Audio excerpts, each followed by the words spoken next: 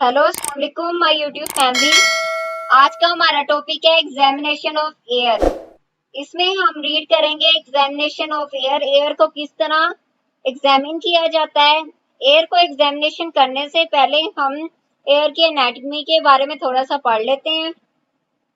Air जो है एक सेंसरी ऑर्गन है, किसके लिए? हेयरिंग के लिए। हम जब भी किसी भी कान को देखते हैं तो हम देखते हैं हमारे पूरी बॉडी में दो कान है, ठीक है।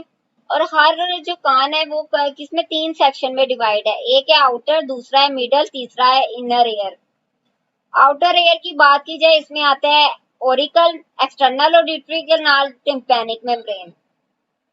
मिडल की बात की जाए तो इसमें मेलस, इंकस, स्टेपिस, ओस्टेशियन ट्यूब। और इनर एयर की बात की जाए, इसमें vestibule, semi circular canals, cochlea. और ये जो मिडल और इनर एयर है ये किसमें, जब आप स्कल को देखते हो, स्कल के टेम्पोरल साइज के अंदर पाए जाते हैं मिडल और इनर एयर। बात की जाए, ये जो मैंने डायग्राम में शो किया हुआ है, ये मैंने क्या शो किया है, ये मैंने एक्सटर्नल एयर को यानी आउटर वाले पार्ट को शो किया हुआ है।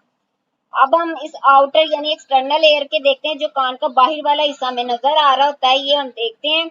इसके जब हम इसके पार्ट्स को देखते हैं तो ये क्या है, ये मुश्तमिल होता है ओरिकल पे और एयर कैनाल पे। ये जो पार्ट है ना, ये वाला, ये कार्टिलेजिनस पार्ट है, ठीक है। और एक स्किन के साथ इसकी कवरिंग हुई होती है और फर्म इलास्टिक कंसिस्टेंसी होती है इस पार्ट की। इसका जो प्रोमिनेंट कर्व्ड होता है आउटर रिज होता है, इसको क्या कहते हैं? ये जो प्रोमिनेंट कर्व्ड आउटर रिज है, ये क्या कहलाता है? हेलिक्स। इसके जो एंटीरियर साइड पे और पैरेलल क्या पाए जाते हैं? एंटी हेलिक्स पाया जाता है, यानी ऑपोजिट है ना एंटी हेलिक्स। जब हम नीचे की तरफ जाए, इंफीरियरली, इंफीरियरली क्या है? Fleshy projection of ear lobe है, जिसको क्या कहते हैं? लोब्यूल कहते हैं। ये वाला जो पार्ट है ये लोब्यूल कहलाता है। जो इसके पीछे की तरफ जब जाए, ये एक्सटर्नल एयर कैनाल की एंट्रेंस है ना, तो इसके जो सामने ये जो पाया जाता है नोड्यूलर पोर्शन, नोड्यूलर प्रोटूबरेंस होता है, ये उभार होता है, ये जो क्या कहता है, ये क्या आता है? Point backward. यानी आप इसको जब कान को हाथ लगाते हैं, इसको इस हिस्से को बंद करने की कोशिश करते हैं ना, तो ये क्या है? ये पॉइंट बैकवर्ड होता है। एंट्रेंस किए थे किसके लिए? एयर कैनाल के लिए। तो ये पोर्शन को क्या कहेंगे? ट्राइगस कहेंगे। अब जो एयर कैनाल है यानी अंदर की तरफ जा रही होती है, इसको मजीद हम लोग पढ़ेंगे। जो ये वाली एयर कैनाल है जो कि अंदर की तरफ जा रही होती है, ये इनवर्ड होती है और ये क्या होती है? अप्रोक्सीमेटली 24 mm लॉन्ग होती है। और जो इसके इर्द गिर्द जो पोर्शन होता है ये कार्टिलेजिनस होता है, लेकिन इसमें स्किन का भी पार्ट आया जाता है। ये ग्लैंड पे मुश्तमिल होता है। ये जो एयर कैनाल अंदर की तरफ जा रही होती है ना, ये क्या करती है? इसमें ग्लैंड्स होते हैं और ये क्या वैक्स प्रोड्यूस करते हैं। जो इसका अंदर वाला पोर्शन है उसमें आप देखोगे कि सिर्फ ये नहीं है कि उसमें स्किन है, उसमें बोन का भी कुछ पार्ट आता है, उसमें हेयरलेस स्किन भी आती है। जब आप इसको देख लोगे, जो आप देखोगे कि इस तरफ जब भी आप कोई एग्जामिन कान को करने लगते हो, अगर आप इस तरफ क्या प्रेशर अप्लाई करते हो तो कान के पीछे हिस्से में दर्द होती है। और इसका जो एंड होता है, ये भी एक दफा देख लें। ये क्या है? ट्राइगस है। ये नीचे वाला पार्ट क्या कहलाता था? लोब्यूल। और ये एंटी हेलेक्स, ये हेलेक्स कैफा है। और ये एंटी हेलेक्स का फोल्ड, ठीक है। जब हम देखें, हमने क्या बताया था, इसमें तीन पोर्शन होते हैं, एक्सटर्नल एयर, मिडल एयर और इनर एयर। ये जो पिना होता है ना, पिना, पिना क्या होता है? ये directly sound waves air canal में लेके जाता है, ठीक है। एयर कैनाल की हम बात कर रहे थे ना, एयर कैनाल की हम बात कर रहे थे, ये 25 mm लॉन्ग होती है। तो जब हमने कहा एक्सटर्नल एयर कैनाल से ना, ये साउंड इनर एयर और मिडल एयर में जाएगी। ये एक्सटर्नल एयर कैनाल की बात की ना, ये टेम्पोरल मसल्स ऊपर की तरफ ये जो जा रहे हैं, ये क्या है? टेम्पोरल मसल्स हैं।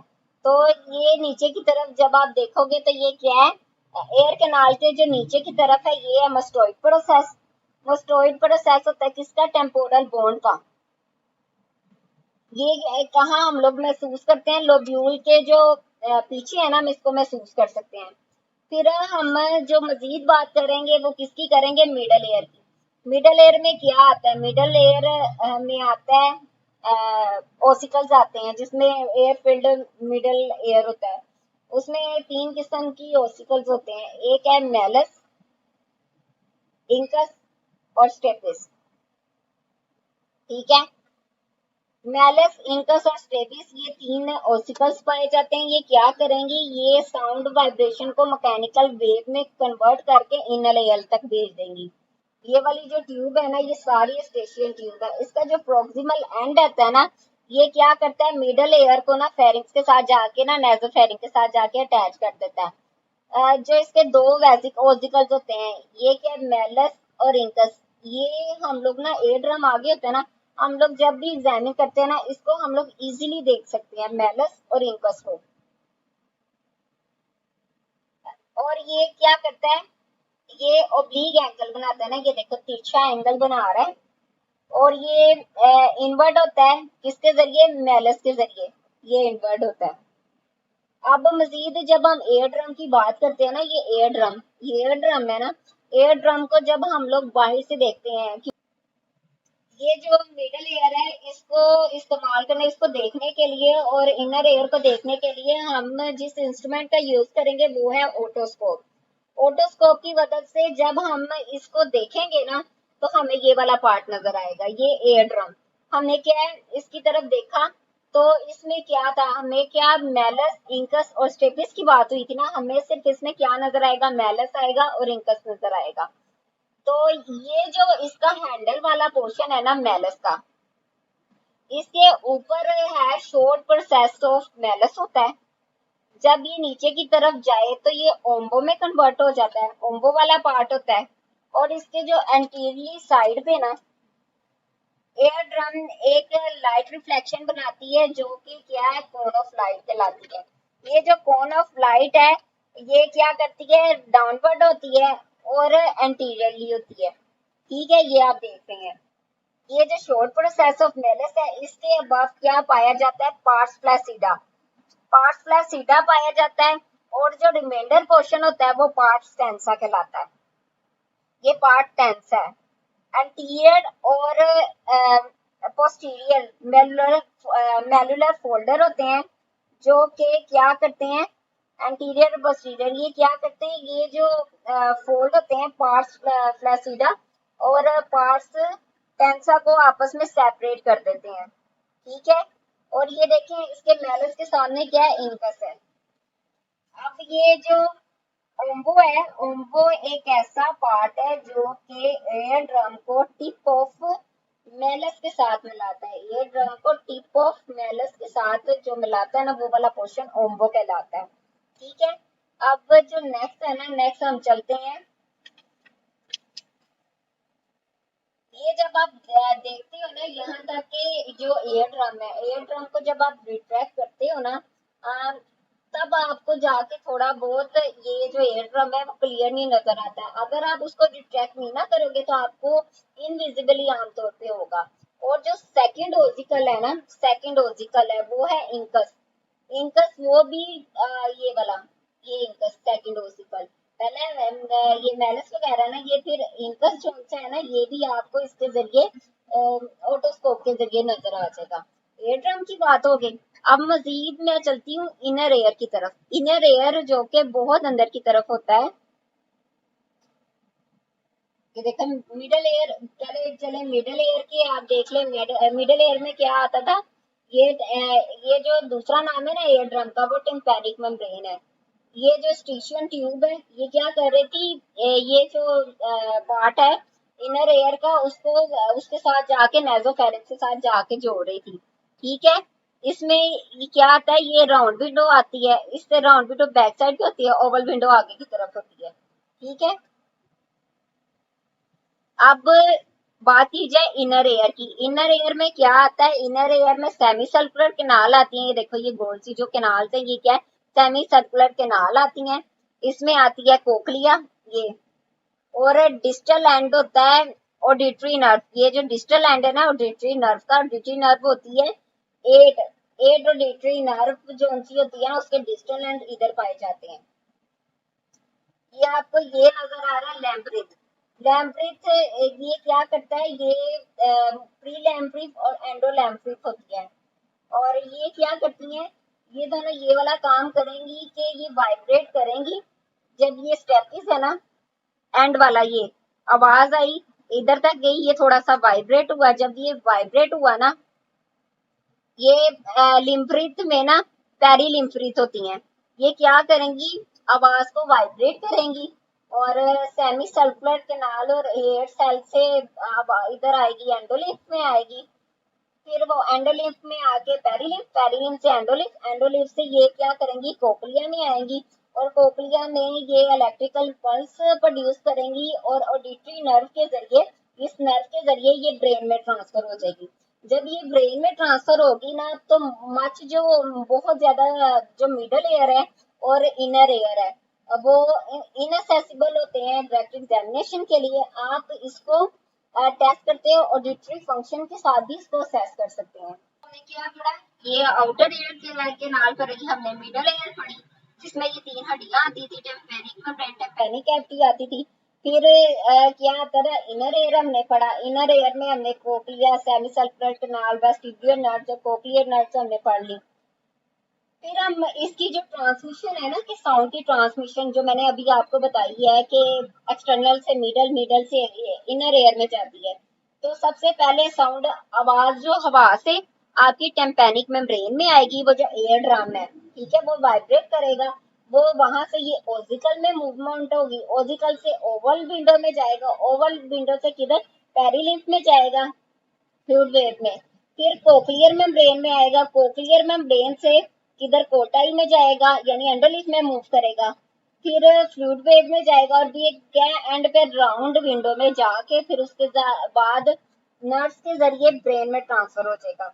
ये चीज सबको समझ आ गई है। फिर अब मजीद हम लोग जो चलेंगे ना, ये देखें, टेम्पेनिक मेम्ब्रेन है, टेम्पेनिक मेम्ब्रेन से किधर गया, चेन ऑफ ओसिकल, यानी मेलस, इंकस, स्टेबिस, स्टेबिस से इसने वाइब्रेट किया ओवल विंडो के जरिए, फिर इसके लैम्ब्रिथ और कोटाई के जरिए, फिर एंड पे नर्व्स के जरिए ये ब्रेन में ट्रांसफर होगी, ठीक है, फिर हमें आवाज सुनाई देगी। दो किस्म के फेसेस होती हैं, हेयरिंग पाथवे जो सी है ना, दो फेसेस में होती है, एक होती है कंडक्टिव फेस, दूसरी होती है सेंसोन्यूरल फेस। कंडक्टिव फेस क्या होती है, कंडक्टिव फेस एक ऐसी फेस है जो कि पहला प्रोसेस होता है कंडक्टिव फेस और सेंसोन्यूरल फेस। इसमें क्या होता है, पीना, एयर कैनाल, एयर लोब और ओसिकल्स तक, ये जो होती है ये कंडक्टिव, और सेंसोन्यूरल क्या होती है, ये सेंसेस और न्यूरल, यानी सेमी सर्कुलर कैनाल में जब आई, वहां से कोक्लिया, कोक्लिया से ब्रेन के जरिए ट्रांसफर हो गई। तो ये जो फेस थी ना, ये सेंसी न्यूरल फेस है। अब बात करते हैं कंडक्टिव फेस की और सेंसोन्यूरल फेस की। कंडक्टिव फेस क्या होता है, कंडक्टिव फेस होता है एक ऐसा पाथवे जो कि हेयरिंग पाथवे होता है, एक्सटर्नल एयर कैनाल से मिडल एयर कैनाल तक जो फेस होती है उसे कहेंगे कंडक्टिव फेस, और सेंसोन्यूरल फेस में आती है कोक्लिया और कोक्लियर नर्व्स, ये जो कहलाएगी ये सेंसी न्यूरल फेस होगी। बात करें हेयरिंग पाथवे की, हेयरिंग पाथवे किसके जरिए होती है, एयर कंडक्शन और बोन कंडक्शन, इसमें दो चीजें आ जाती हैं। एयर कंडक्शन और बोन कंडक्शन क्या होती है, एयर कंडक्शन होती है नॉर्मल फर्स्ट फेज होती है इन दी हेयरिंग पाथवे, यानी जिसमें जो कि कंडक्टिव फेज होती है, ठीक है, और बोन कंडक्शन जो होता है बाईपास होता है एक्सटर्नल और मिडल एयर का, और ये क्या है, टेस्टिंग पर्पस के लिए यूज करते हैं। इसमें आप क्या करते हो, इसमें आप ये करते हो, एक यूनिफॉर्म फोको वाइब्रेट करके ना, आप क्या करते हो, हेड पे रख देते हो। ये ये जो बोन ऑफ स्कल है वो वाइब्रेट होके जाती है, जिसको कोक्लिया को स्टिमुलेट किया, कोक्लिया को स्टिमुलेट करके इसने डायरेक्टली स्टिमुलेट किया और ब्रेन के अंदर वाइब्रेशंस पैदा की। नॉर्मल पर्सन में जो एयर कंडक्शन है ना, वो बहुत ज्यादा सेंसिटिव होता है। क्यों, एयर कंडक्शन क्या है, hearing pathway, first hearing pathway जो होता है ना, फर्स्ट फेज एयर कंडक्शन का आपने याद रखना है, फर्स्ट फेज जो कि कंडक्टिव फेज होती है हेयरिंग पाथवे में जो आती है उसे कहते हैं एयर कंडक्शन। और बोन कंडक्शन जो होता है अल्टरनेटिव पाथवे होती है, जो कि एक्सटर्नल और मिडल एयर में क्या करती है, बाईपास कनेक्शन प्रोड्यूस करती है। ये होगी हेयरिंग पाथवे। और अब नेक्स्ट हम चलते हैं, ये जो है ये वाला जो पार्ट है ना, और पोजीशन में हेल्प करेगा बैलेंस मेंटेन करने में। अब आप क्या करोगे, आप क्लाइंट को प्रिपेयर करेंगे एग्जामिनेशन के लिए।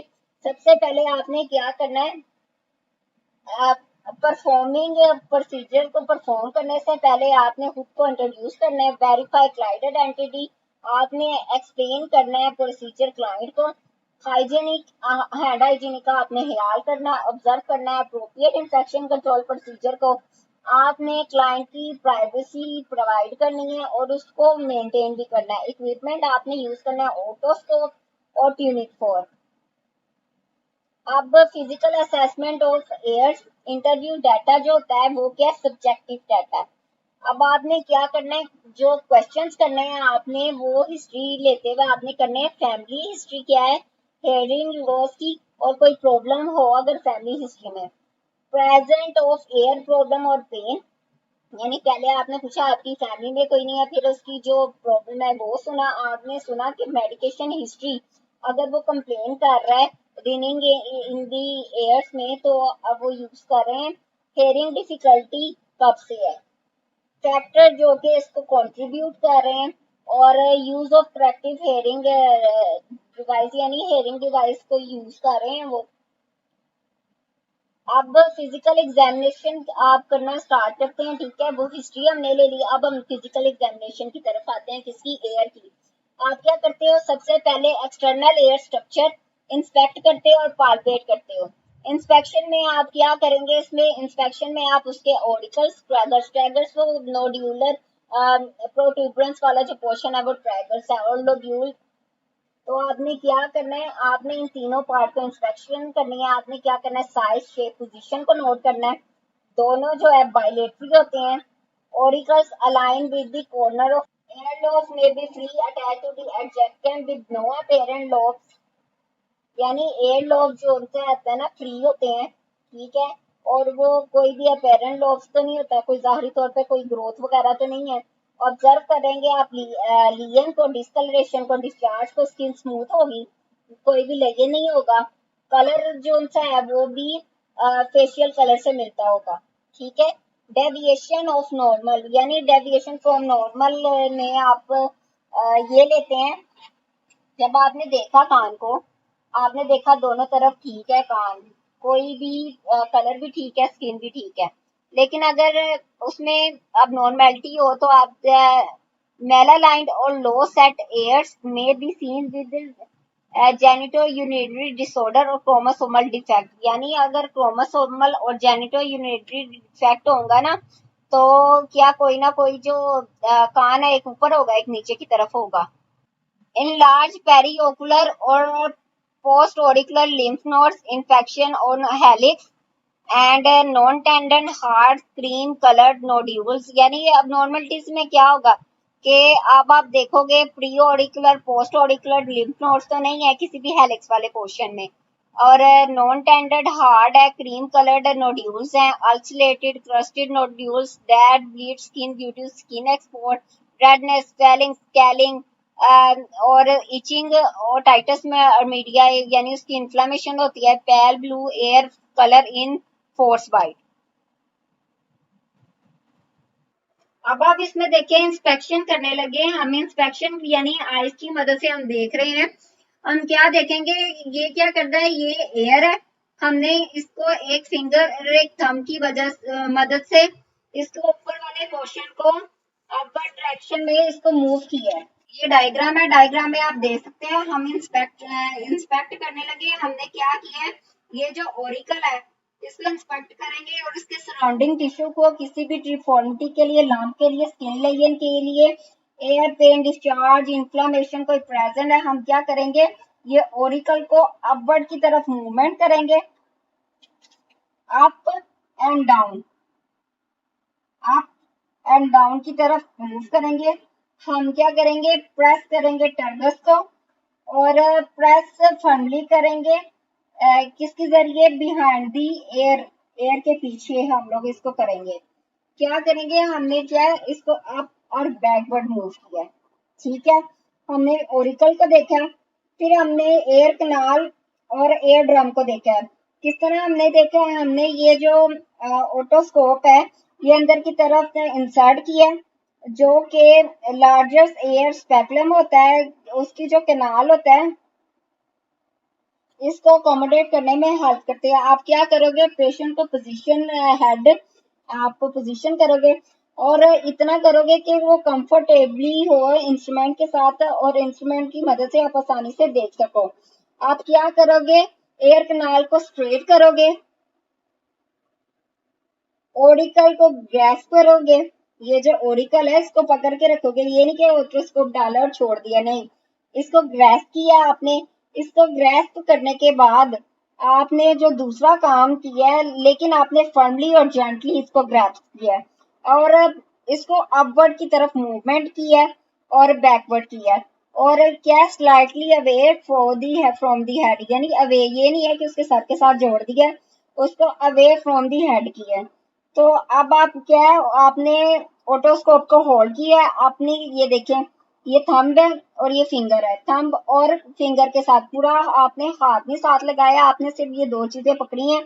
आपने क्या brace your hand against the patient face किया आपने, आपका जो हैंड है और इंस्ट्रूमेंट है आप अनएक्सपेक्टेड मूवमेंट से रोकेंगे और अगर आप क्या करेंगे, इंसर्ट करेंगे स्पेकुलम को और स्पेकुलम भी आप इंसर्ट करेंगे, आप क्या करेंगे एयर कैनाल तक लेके जाएंगे डायरेक्टली, ताकि डाउन और फॉरवर्ड आप लेके जाएंगे एड्स के जरिए। ठीक है, आप देखेंगे जब आप अंदर की तरफ लेके जाएंगे आप देखेंगे कोई भी नोड्यूल्स या कोई एयर वैक्स या कोई इंफेक्शन इन्फ्लामेशन तो नहीं हुई। आप क्या करेंगे, एयर कनाल को इंस्पेक्ट करोगे, आप देखेंगे कोई भी discharge, foreign body, redness, skin swelling तो नहीं है और वैक्स वैक्स का जो कलर है वो क्या है, कंसिस्टेंसी क्या है और येलो और फ्लैकी टू ब्राउन है, स्टिकी है, हार्ड है, डार्क है और ऑब्सक्योर तो नहीं कर रहा। आपने क्या करना है, एयर ड्रम मैंने आपको पीछे दिखाया था, आपने इसमें देखना है उसका कलर क्या है, कंटोर क्या है, कौन ऑफ लाइट को, इस लाइट को आपने देखना है और ये क्या करता है, यूली इजी टू सी होता है और आप इजीली इसको ओरिएंट कर सकते हैं। आप क्या करते हैं, हैंडल ऑफ मेलस को, इसको जल्दी से आइडेंटिफाई करते हैं, इसकी पोजीशन को नोट करते हैं और क्या करते हैं, शॉर्ट प्रोसेस ऑफ मेलस को भी आप देखते हो, जब आप इसको देख लेते हो और जेंटली आप मूव करते हो स्पेकुलम को, ताकि आप और भी ज्यादा पार्ट देख लो पोस्टीरियरली, जिसमें ये पार्ट्स फ्लैसिडा आता है, पार्ट्स टेंसा आता है, आप इसको देख लेते हो और आप देखते हो कोई भी परफोरेशन तो नहीं है। एंटीरियर और इंफीरियर मार्जिन देखते हो आप, ये जो एंटीरियरली मार्जिन होते हैं इंफीरियरली इस तरफ साइड पे, आप ये देखते हो कोई मार्जिन ऑब्सक्योर तो नहीं है, जो कर्विंग वॉल है एयर कैनाल की वो ठीक है, यानी ये जो कैनाल आप देख रहे हो ना ये ठीक है और आप इसकी मोबिलिटी ऑफ ड्रम को आप स्कोप की वजह से आप वैल्यूएट करते हो। आपने क्या किया, पालपेट किया है, पालपेट ओरिकल को किया है, ठीक है, और मस्टोइड प्रोसेस ये बैक साइड पे आपने इधर पालपेट किया है। जब आपने देखा है पेनफुल ओरिकल, ठीक है, ये जो ओरिकल है ये जो है ये पेनफुल ओरिकल किस वजह से होता है, ओरिकल पेनफुल सिर्फ इस वजह से होता है कि ओटाइटिस एक्सटर्ना तो नहीं है या कोई सिस्ट तो नहीं है और ये मस्टोइड प्रोसेस पे जो आती है ना वो मस्टोइडाइटिस को शो करती है और ये जो बिहाइंड दी एयर ये पीछे की तरफ जो जाएगी ये इसको ओटाइटिस मीडिया को शो करेगी। अब आप इंटरनल एयर ओटोस्कोपिक एग्जामिनेशन करोगे, एक्सटर्नल एयर कैनाल को इंस्पेक्ट करेंगे, कोई भी डिस्चार्ज, कंसिस्टेंसी, वैक्स तो वगैरह नहीं है, नॉर्मल अमाउंट जो है वो नॉर्मली रिसेंट होती है, ठीक है, yellow, orange, red, brown, grey, black, soft होता है, मॉइस्ट होता है, ड्राई, फ्लैंकी और इवन हार्ड भी होता है। तो ये नॉर्मेलिटी को शो करता है, ये नहीं है कि हार्ड वैक्स है तो आपको माय गॉड हार्ड वैक्स है, ये तो क्या है, ये ठीक नहीं है। हार्ड वैक्स भी नॉर्मल में आती है, yellow, orange, red, brown, grey और ब्लैक, सॉफ्ट मॉइस्ट होती है। फिर जब आप इसकी अब नॉर्मेलिटीज की तरफ देखते हैं ना तो वो देखते हैं कि फॉल स्मेलिंग होती है, स्टिकी होती है, येलो डिस्चार्ज होता है, ये क्या है, ओटाइटिस एक्सटर्ना को शो करता है। कोई भी अंदर फ्रिग्न बॉडी फंसी होती है उसकी वजह से पस निकलेगा, ब्लड निकलेगा, तो ये इसको शो करता है रप्चर हो गई है टिम्पैनिक मेम्ब्रेन को। और अगर ब्लड या वाटरी डिस्चार्ज होगा, ये स्कल ट्रोमा होगा। आप क्या करते हैं, इम्पैक्टेड सिरोनम यानी वैक्स को देखते हो जो फंसी होती है एक्सटर्नल एयर कैनाल में, और ये क्या कंडक्टिव हेयर लॉस को शो करती है। फिर आप देखोगे, ऑब्जर्व करोगे कलर को, कंसिस्टेंसी को एयर कैनाल के, और फिर इंस्पेक्ट करोगे करेक्टर ऑफ एनी नड्यूल्स। यानी इसमें कैनाल आप देखते हो, यानी पूरी कैनाल आपने देखी, पिंक थी, स्मूथ थी, कोई भी नड्यूल प्रेजेंट ही नहीं था। यानी ओटोस्कोप डाला ना आपने, आपने डाल के देखा कलर क्या है, कंसिस्टेंसी क्या है, तो ये क्या है, वो स्मूथ थी, पिंक थी, किसी किस्म का नड्यूल आपको नजर नहीं आया। लेकिन अगर उसमें अबनॉर्मेलिटी होगी तो रेड एंड स्वेलन कैनाल होगी, वो इंडिकेट करेगी और टाइटस एक्सटर्ना को। नॉन मैलिग्नेंट नोड्यूलर स्वेलिंग, यानी नोड्यूल्स की स्वेलिंग को वो एक्सोस्टोसिस को शो करेगी। ये मैं आगे जाके आपको एक्सोस्टोसिस की ये एक पिक्चर भी दिखा दूंगी। पोलिप, पोलिप की भी मैं दिखा दूंगी। ये ब्लो करता है वेव ऑफ एयर ड्रम को। इनफैक्ट फिर उसके बाद हम किसको करेंगे, टेम्पैनिक मेम्ब्रेन को। टेम्पैनिक मेम्ब्रेन को हम करेंगे तो उसमें भी देखेंगे उसका कलर क्या, शेप क्या, कंसिस्टेंसी क्या, लैंडमार्क क्या।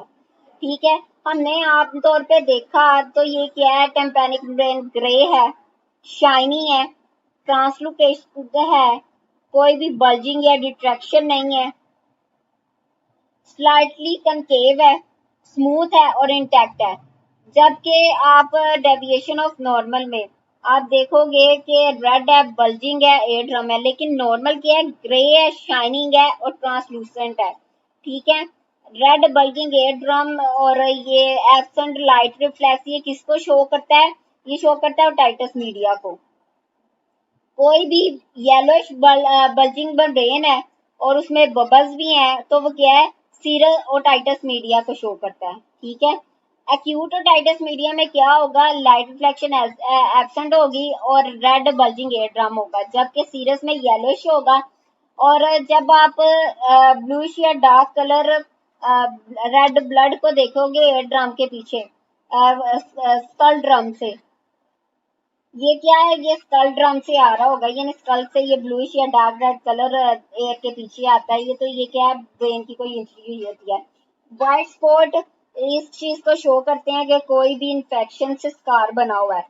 प्रोमिनेंट लैंडमार्क्स कौन से है, ear drum detraction from negative fraction resulting from obstructed eustachian tube.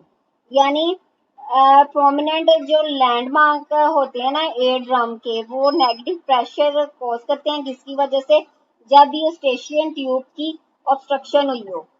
अब क्या करते हैं, hearing equilibrium test, Weber test हमने किया। वेबर टेस्ट हम किस लिए परफॉर्म करेंगे, कोई भी हेयरिंग की लॉस हो एक एयर में। ठीक है, आप क्या करोगे, आप ये करोगे, आपने एक ट्यूनिंग फोर्क को स्ट्राइक किया बैक के साथ, अपने बैक हैंड के साथ, और उसको क्लाइंट के हेड या फोरहेड पे रख दिया।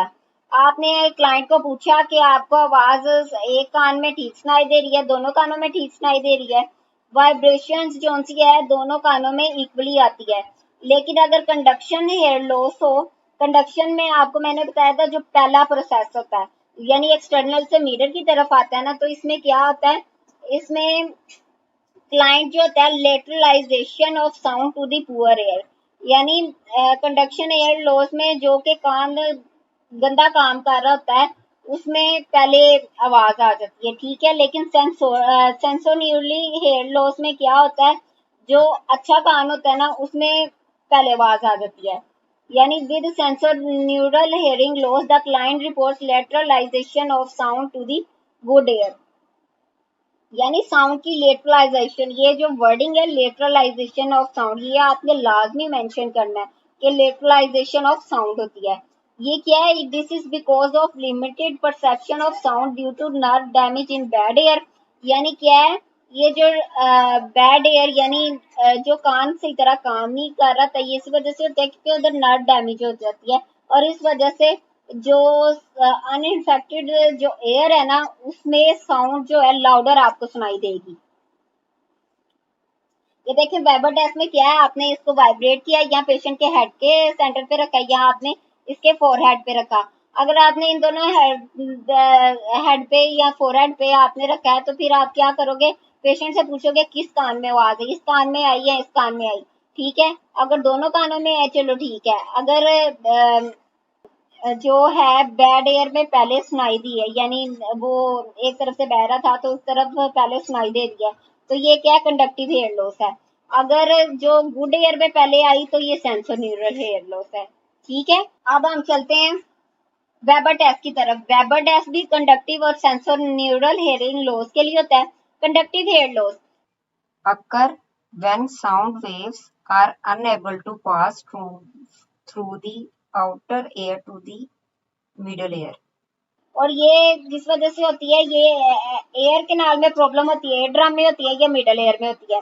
ये किसकी वजह से होती है, infection, ear bags, puncture ear drum की वजह से होता है, फ्लूइड होता है मिडल एयर में, damage to the small bones with the middle ear. तो सेंसोन्यूरल हेयर लॉस क्या होता है, अगर जब damage to the any part of specialised nervous system, auditory nerve, hair cells in the inner ear, other parts of cochlea, ongoing exposure to loud noises and aging are common reason for this type of hearing loss। अब आप जब भी मतलब अगर आपको कोई भी MCQs ऐसा आता है जिसमें बताया जाता है कि अगर कान में वैक्स जमा हो गई है या एयर ड्रम पंक्चर हो गया है, कोई भी फ्लूइड मिडल एयर में हो गया है, कोई भी छोटी बोन के मिडल एयर डैमेज हो गया, तो वो कंडक्टिव है। ठीक है, सेंसोरी न्यूरल लॉस ये आमतौर पर बूढ़े लोगों में, ठीक है, जब बहुत ज्यादा आवाज आपको लाउड सुनाई दे रही हो या ऑडिटरी नर्व की डैमेज या हेयर सेल जो इनर एयर है वो भी डैमेज हुई हो और कोई भी कोक्लिया का पार्ट जो डैमेज हुआ हो, तो वो क्या है, सेंसोर न्यूरल हेयर लॉस में आता है।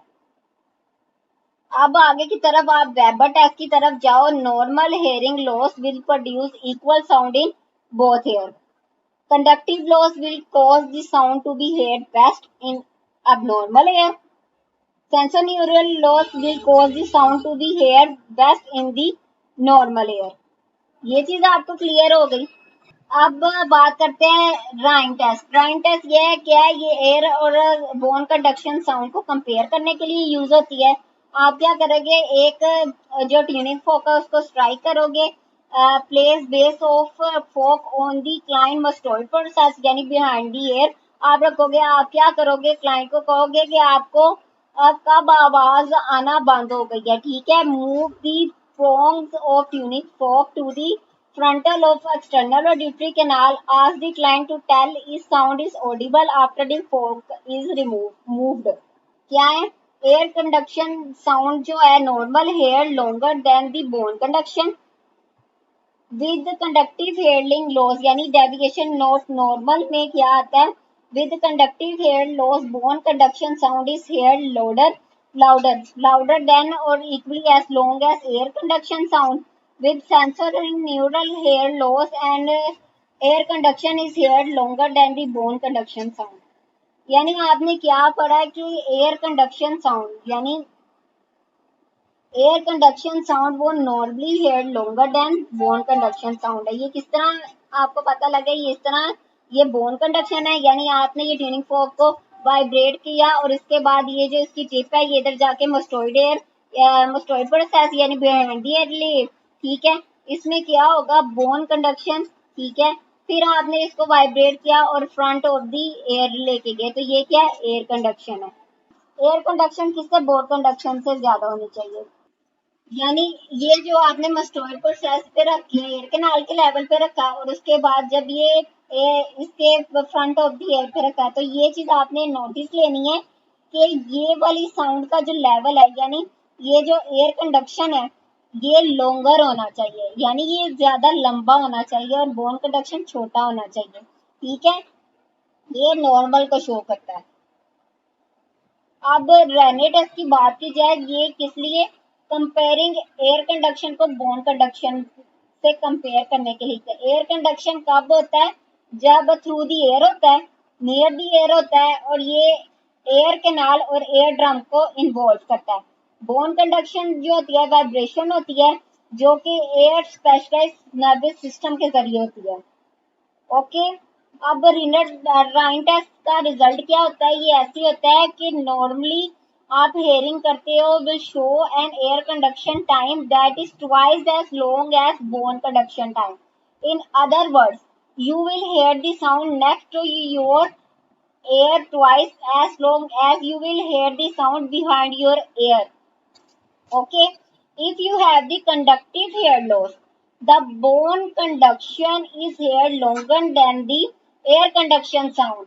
If you have sensorineural hair loss, air conduction is here longer than the bone conduction, but may not be twice as long. आप समझ आई.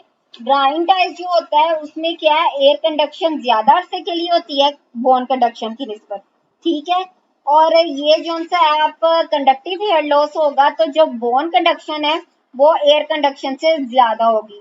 लेकिन अगर सेंसर न्यूरल हेयर लॉस है तो एयर कंडक्शन जो सी है बोन कंडक्शन से ज्यादा होगी, लेकिन ऐसी लॉन्ग नहीं होगी, यानी ट्वाइस लॉन्ग नहीं होगी, थोड़ा सा. यानी अगर आप फर्ज करो 1% आपकी जो है बोन कंडक्शन है तो एयर कंडक्शन 1.5 होगी. लेकिन अगर ये जो नॉर्मल हेयरिंग है इसमें क्या ट्वाइस लेवल पे होगी. अब ये जो टेस्ट है आपको आइडेंटिफाई करना है, हेल्प करता है कंडीशन को जो कि हेयरिंग लॉस में कोज करती है. जैसे कि अब normal Rinne and Weber test में क्या आता है, एयर ड्रम परफोरेशन हुई होती है, यानी पर्दा फटा होता है. वैक्स होती है एयर कैनाल में इन्फेक्शन होता है, मिडल एयर इन्फेक्शन होता है.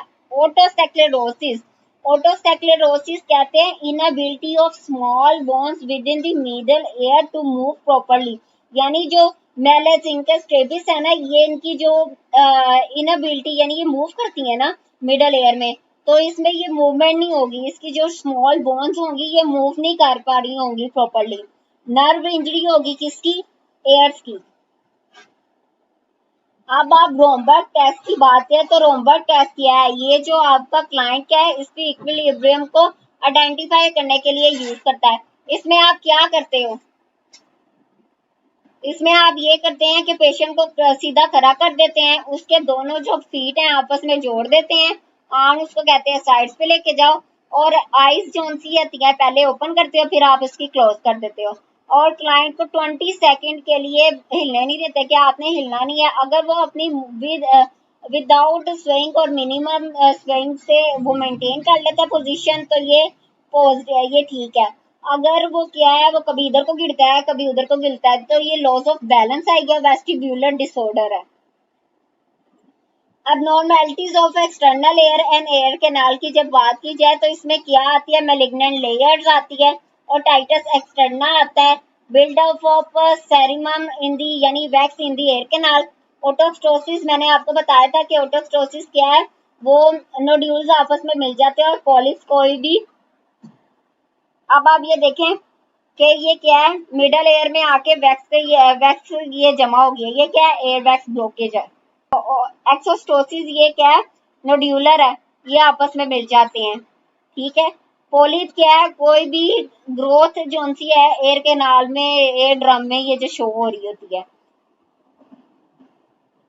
टेम्पैनिक मेम्ब्रेन की आप बात की जाए तो टेम्पैनिक मेम्ब्रेन में acute otitis media, serous otitis media, जो कि पीछे मैंने आपको acute otitis media, serous otitis media भी हमने एब्नॉर्मलिटी में मैंने आपको दिखाया. ब्लू और dark tympanic membrane, perforated tympanic membrane, retracted tympanic membrane. Otitis media अब आप देखें, ओटाइटिस मीडिया क्या है, ये देखें एयर ड्रम में, और ये क्या है, डिस्चार्ज हो रहा है, इन्फ्लामेशन है, ये डिस्चार्ज हो रहा है और ये इन्फ्लामेशन, ये जो नेजोफेरिंग के साथ कनेक्शन होता है इधर स्वेलिंग हो गई है. अब आप ये देखें लैब्रिन्थाइटिस, लैब्रिन्थाइटिस क्या है, ये इनर एयर में आपको पता है लैम्प्रिड, प्री लैम्प्रिड और पोस्ट लैम्प्रिड पाया जाता है. इस जो लेवल पे इन्फ्लामेशन हो जाती है तो ये लैम्ब्रिन्थाइटिस यानी इन्फ्लामेशन है.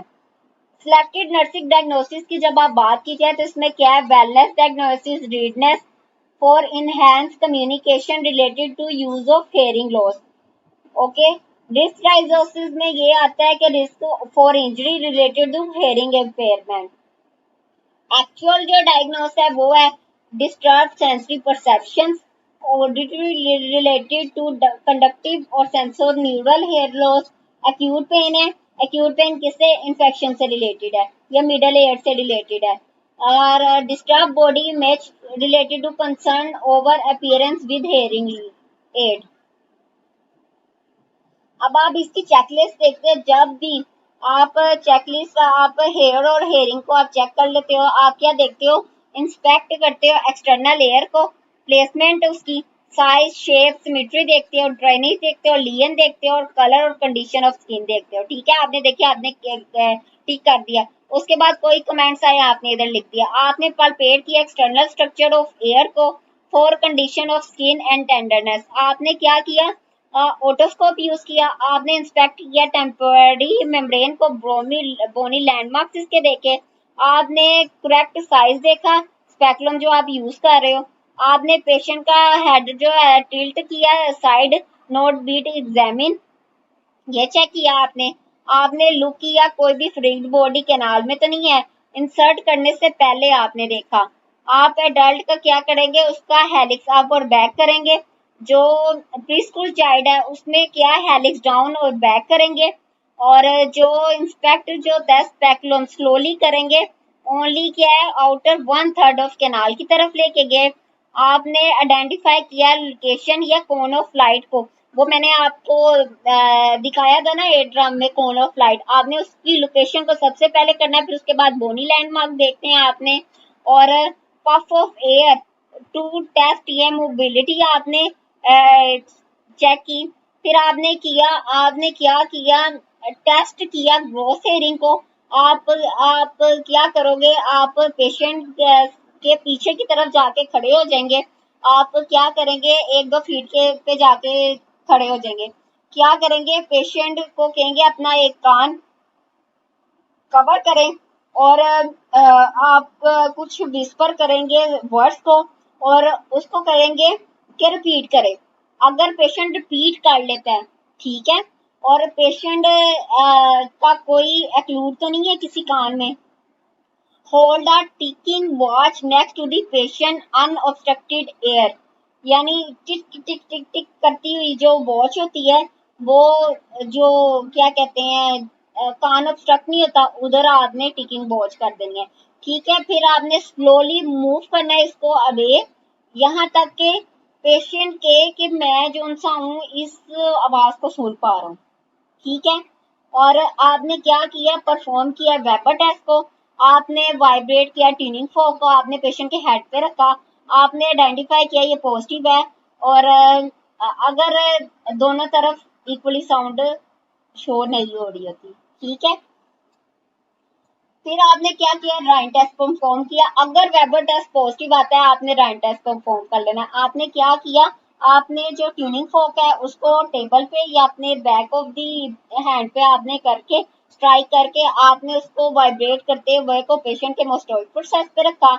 आपने टाइम सेकंड मेजर किया। फिर आपने क्या है, आपने पेशेंट को कहना कि हेड दी वाइब्रेशंस और move the tuning fork to the inch 2.5 centimetre, यानी 1 इंच वो उसके फ्रंट ऑफ एयर पे लेके गए। आपने मेजर किया टाइम को यहाँ तक के पेशेंट लॉन्गर दी वाइब्रेशन के। अब पेशेंट वाइब्रेशन नहीं सुन पा रहा, जब वाइब्रेशन नहीं सुन पा रहा आपने रोका। फिर आपने एयर कंडक्शन को बोन कंडक्शन के साथ कंपेयर किया। ओके, फिर आपने रोम्बक टेस्ट परफॉर्म किया। आपने कैसे परफॉर्म किया, आपने दोनों टांगों को मिलाया। आपने उसके जो हाथ है वो भी साइड्स पे रखे और आपने पेशेंट को क्या, एक दफा टांगे आंखें खोले, एक दफा आंखें बंद करे। ठीक है, और पेशेंट की जो बैलेंस है उसको देखा आपने। पेशेंट ने स्वैगिंग तो नहीं किया, अगर स्वैगिंग की है तो ये पॉजिटिव है। ओके, आपने कंपेयर किया बायलेटरी थ्रू आउट एग्जामिनेशन। डॉक्यूमेंटेशन, किसी भी किस्म की कोई भी डॉक्यूमेंटेशन एरर हो, कोई भी अबनॉर्मेलिटी पाई जाए, आपने क्या करना है, आपने उसको चेकलिस्ट को आपने देखा। आपने चेकलिस्ट को देखने के बाद आपने फॉर्म को चेक करने के बाद कोई भी डेविएशन आई तो आपने प्राइमरी केयर प्रोवाइडर को आपने इन्फॉर्म कर देना है।